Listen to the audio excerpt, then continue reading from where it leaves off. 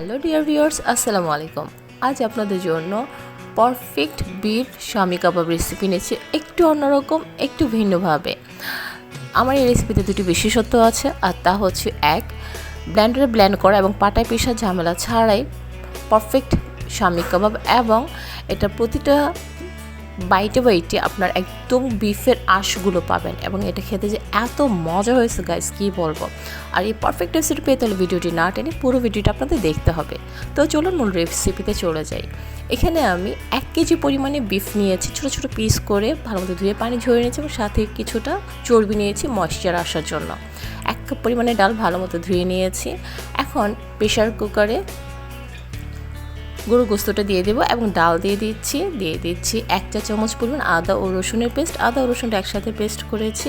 1 চা চামচ পরিমাণে লবণ দিয়ে দিয়েছি, 1 চা চামচ পরিমাণ লাল মরিচের গুঁড়া, 1 চা চামচ হলুদের গুঁড়া, 1/2 চা চামচ ধনে গুঁড়া এবং 1/2 চা চামচ জিরা গুঁড়া। এখানে আর অন্য কোনো কিছু ইউজ করব না, জাস্ট শুধু পানি দিয়ে দেবো 1 লিটার পরিমাণে, এবং একটু ভালো মতো মিক্সড করে নিচ্ছি।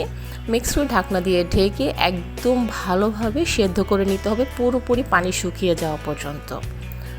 আপনাদেরকে দেখিয়ে দিচ্ছি, আমি খুব ভালোভাবে সেদ্ধ করে নিয়েছি, পানি সম্পূর্ণভাবে শুকিয়ে গেছে, এবং ডাল এবং বিফ চমৎকারভাবে সিদ্ধ হয়ে ডালগুলো একদম পুরো গলে গেছে, এবং বিফের আঁশগুলো কিন্তু চমৎকারভাবে আছে। এখন ট্রান্সফার করে নিচ্ছি একটি বাটিতে। 1 কাপ পরিমাণে পেঁয়াজ আমি এখানে একটু হালকা করে ভেজে নিচ্ছি, এবং এভাবে হালকা করে ভেজে নিলে বিফের কিমাটা খুব ভালো হবে এবং সফট হবে। বেশ কিছুটা কাঁচামরিচ কুচি করে দিচ্ছি, এবং পেঁয়াজের সাথে এভাবে একটু ভেজে নিলে চমৎকার ফ্লেভার ছড়াবে, টেস্ট অনেক বেশি ভালো আসবে। তাতে আপনারা ট্রাই করবেন পেঁয়াজ এবং কাঁচামরিচগুলো এভাবে একটু হালকা 1 মিনিট ভেজে নেওয়ার জন্য। ফ্রেশ ধনেপাতা কুচি দিয়ে দিচ্ছি প্রায় 2 টেবিল চামচ পরিমাণে। দিয়ে দিচ্ছি 1 চা চামচ পরিমাণে চাট মশলা, 1 চা চামচ বারবিকিউ মশলা, এবং 1/2 চা চামচ পরিমাণে কালো গোলমরিচের গুঁড়া। আপনারা চাইলে এখানে সাদা গোলমরিচের গুঁড়াটা ইউজ করতে পারেন, কোনো সমস্যা নেই, কিন্তু আমি এখানে কালো গোলমরিচের গুঁড়াটা ইউজ করেছি। এতে করে টেস্টে কোনো হেরফের হবে না। যেহেতু এখন আমার কিমাটা অনেকটাই গরম আছে, আর তাই আমি চামচ দিয়ে খুব ভালোভাবে মিক্সড করে নিচ্ছি।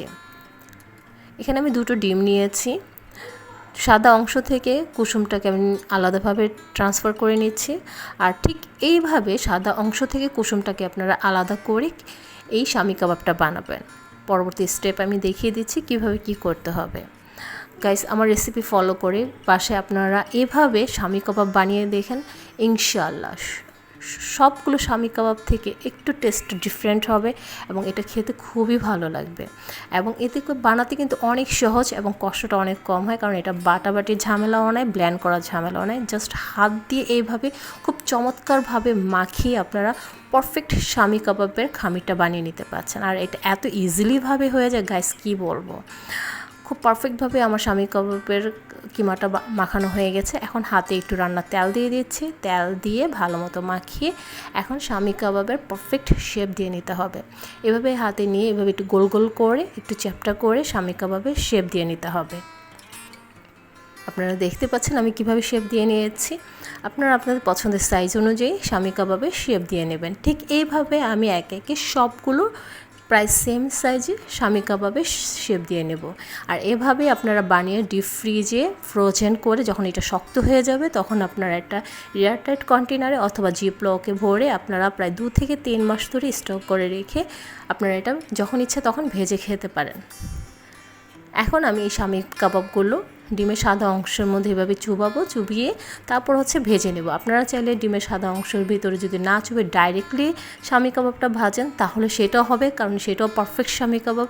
এবং আমি আজকে আপনাদেরকে দেখাচ্ছি ডিমের সাদা অংশের মধ্যে এভাবে চুবিয়ে যখন আপনারা এটা ভাজবেন গাইস, আপনাদের একটা জালি জালি কাবাবেরও টেস্ট আসবে, ফ্লেভার আসবে, এবং এটা শামি কাবাবেরও টেস্টটা পারফেক্টলিভাবে পাবেন। 2 in 1, একের ভিতরে 2 যেটাকে বলে। তো যাই হোক গাইস, এভাবে উপরে কভারটা এতটা ক্রিস্পি হয়েছে, এবং ভিতরটাও কিন্তু একদম জুসি ভাবের মতো না, মানে পারফেক্ট একটা শামি কাবাব। যখন এটা আপনারা খাবেন, এটার প্রতিটা বাইটে একদম গরুর মাংসের আঁশগুলো মুখে লাগবে, এবং খেতে খুবই চমৎকার লাগবে। আমার বাসায় অনেক গেস্ট এসেছিলো, তখন আমি এটা তাদেরকে সার্ভ করেছিলাম, খেয়ে বলেছে চমৎকার হয়েছে। এনিওয়ে আমার রেসিপি যদি আপনাদের ভালো লেগে থাকে তাহলে প্লিজ আমার চ্যানেলটি সাবস্ক্রাইব করে দিবেন, পাশে থাকা বেল আইকনে প্রেস করে দিবেন। আমার লিটল বেবিও ভেঙে আপনাদেরকে দেখিয়ে দিচ্ছে যে কতটা চমৎকার হয়েছে। আশা করি আপনাদের ভালো লেগেছে। আপনারা সবাই অনেক বেশি ভালো থাকবেন। আল্লাহ হাফেজ।